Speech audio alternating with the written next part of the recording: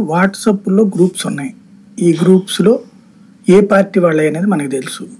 A group A party గ్రూప్ని బట్టి చెప్పచ్చు ఏ పార్టీ గ్రూప్ అది. దాంట్లో కొంతమంది జర్నలిస్టులు ఏ పార్టీకి సంబంధించిన అనుకూల జర్నలిస్టులు కూడా మనకు తెలుసు. పవన్ కళ్యాణ్ సీఎం అదే ఎంపీ కాకినాడ అని ప్రొజెక్ట్ చేసిన తెలుగుదేశం జర్నలిస్టులు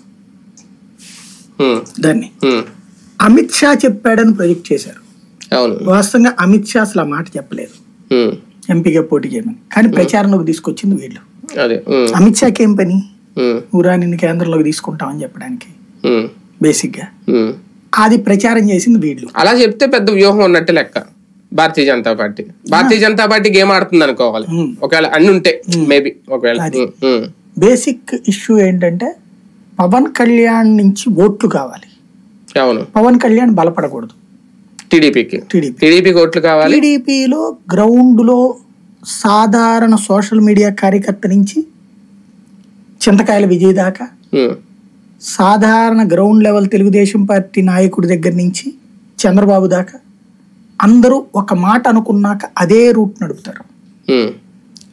పవన్ కళ్యాణ్ అంతకు ముందు తిట్టింది తిట్టకుండా తిట్టేవాడు, నరేంద్ర మోడీని తిట్టింది తిట్టకుండా తిట్టేవాడు. ఒక్కసారిగా పవన్ కళ్యాణ్ తో పొత్తు నాకు ఆగిపోలా, ఏదన్నా ఒక మాట అంటున్నారా, ఇంకా పాజిటివ్ గా రాసుకొస్తున్నారు కదా. అంటే వాళ్ళు తిట్టాలన్నా, మిమ్మల్ని వెధవం చేయాలన్నా మంచోడు